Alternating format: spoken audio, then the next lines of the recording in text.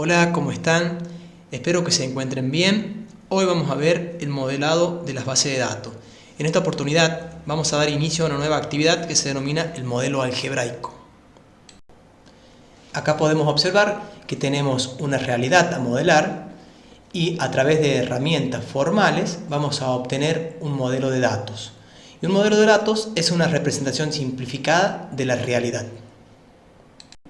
Las etapas del modelado son: sobre el mundo real, elegimos el universo en discurso, que es el que vamos a modelar. Como primera instancia obtenemos un modelo conceptual, luego obtenemos a partir del modelo conceptual un modelo lógico y por último obtenemos el almacenamiento físico donde van a estar los datos reales. Entonces, el primer paso para modelar la base de datos es definir el universo en discurso. Sobre el universo en discurso recogemos la información. Entonces procedemos a estructurarlo hasta llegar al producto deseado. La siguiente etapa es el modelo conceptual, donde describimos esa realidad en términos matemáticos. Luego está el modelo lógico y aquí se utiliza el modelo relacional.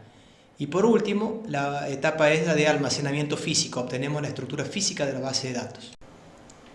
Para obtener el modelo conceptual necesitamos recopilar datos. Para ello se utilizan técnicas como la observación, la recopilación documental, la entrevista y el cuestionario. A través de ella vamos a poder obtener la información necesaria para modelar. Y necesitamos detectar cuáles son las entidades del modelo que vamos a realizar. Y entidades vamos a definirla como conjunto de objetos con características similares. Entonces podríamos decir que tenemos una entidad alumnos, ¿sí? Si quiero modelar un sistema de alumnos, y podemos decir entidad materias. Fíjense que se representan con óvalos gráficamente y formalmente decimos que desde el punto de vista matemático alumnos son los X tal que X son alumnos y materia son los X tal que X son materias. De esa forma formalizamos matemáticamente el modelo conceptual. Ahora vamos a hablar de los atributos. Los atributos son características o propiedades que tienen las entidades o las relaciones, que las relaciones las vamos a ver en un tema más adelante. ¿Qué estudiamos de los atributos? El nombre, la clave primaria, el dominio, si es univaluado o multivaluado, si es opcional, obligatorio, si es ingresado o calculado. Gráficamente los atributos se representan en el modelo saliendo como una flecha desde la entidad. Acá podemos observar 5 flechas que salen de la entidad. Después, cada atributo tenía algunas propiedades. Uno era el nombre. Vemos que tenemos ID cliente, cédula, nombres, apellido, teléfono. Son nombres y cada uno es distinto uno de otros. Entonces, esa es una de las propiedades, el nombre. Después vemos que ID cliente tiene una propiedad PK, que quiere decir clave primaria. Que un cliente no puede tener no puede haber dos clientes con un mismo ID cliente. Numérico es el dominio, quiere decir que el ID cliente va a tomar valores desde los numéricos. Calculado, porque lo va a calcular el sistema, le doy la orden de que sea calculado y no que lo ingrese el usuario para evitar errores de ID duplicado.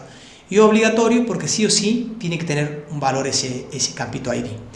Después tenemos la cédula, que en vez de ser calculado es ingresado, porque lo va a ingresar el usuario. El dominio es numérico y también le estamos diciendo que es obligatorio, porque va a tener que tener un valor. Acá en el nombre dice univaluado. Podemos observar una propiedad univaluado porque no puede haber una persona que tenga nombres distintos. Si bien se puede tener dos nombres que lo compongan, pero si no puede tener dos valores distintos para que los referencien a esa persona. Y va a ser ingresado porque lo va a ingresar la persona y no lo va a calcular el sistema.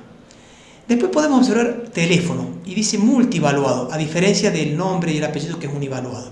¿Por qué? Porque puede ser que la persona tenga un teléfono fijo y se quiera reflejar en la base de datos, tenga un teléfono celular y tenga un teléfono para el trabajo. Entonces podemos tener 3 teléfonos para el mismo cliente. Entonces, al decirle que es multivaluado, le estamos dando la orden para que vea de qué forma podemos representar eso en la base de datos para que pueda contener los 3 valores al mismo tiempo.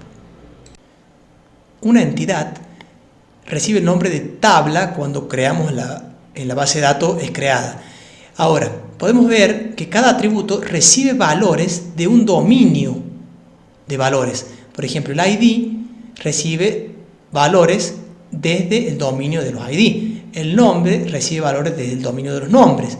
localidad desde el dominio de la localidad. No estoy tomando un valor para el ID desde el dominio de los nombres. Cada dominio toma un valor para el atributo correspondiente. Podemos ver que cada columna son los atributos y la columna ID con la columna nombre y la columna localidad están formando una tupla. Entonces 1111, Manuel y Málaga es una tupla, lo que se llama un registro en base de datos. El conjunto de registros me va a formar una tabla en la base de datos. Esa tabla puede estar en relación con otra tabla que sería otra entidad. Esa relación puede tener un grado, si va a vincular dos entidades va a ser de grado 2, si va a vincular 3 de grado 3, y va a tener una cardinalidad, ¿sí? Que puede ser de 1 a 1, de 1 a n o de n a m. En este ejemplo vemos que la tabla obtenida no es del todo eficiente porque podemos descomponer en dos entidades que sean localidades por un lado y personas por otro lado y vincularlas a través de una relación. En este caso viven. Entonces evitamos escribir el nombre de la localidad. Entonces tendríamos las entidades localidades y personas vinculadas por medio de la relación viven, que es de grado 2 y es de 1 a n. Quiere decir que en una localidad viven muchas personas. Entonces, para la representación física de la base de datos vamos a tener dos tablas. En una que vamos a almacenar los nombres de las personas y en otra en los nombres de las localidades. En la tabla persona va a estar vinculada con la tabla localidad por un ID. En este caso el ID localidad, que va a ser una clave foránea. Entonces no repito nombre, sino que lo que va a tener la tabla persona es un ID que referencia a otro ID que está en otra tabla. Esto ha sido todo.